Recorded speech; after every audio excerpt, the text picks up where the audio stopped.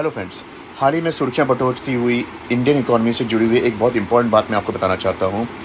Indian government को 500 रुपये की नोट को छापना, जो करंट जो हाईली सिक्योर्ड 500 रुपये की नोट है, उसको छापने में बहुत ज़्यादा पैसे खर्च हो रहे हैं। लोग 500 रुपये को जमा कर रहे हैं और ब्लैक के पैसे बहुत जमा हो रहे हैं बहुत सारे करप्ट लोगों के लिए।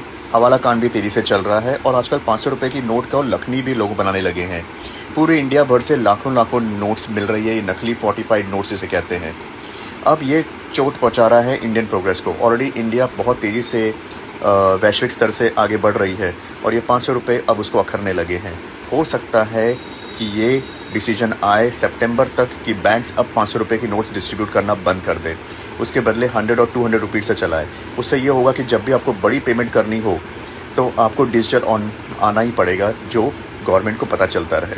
थोड़ा ध्यान रखिएगा, थोड़ा सतर्क रहिएगा। मैं सतर्क हूँ।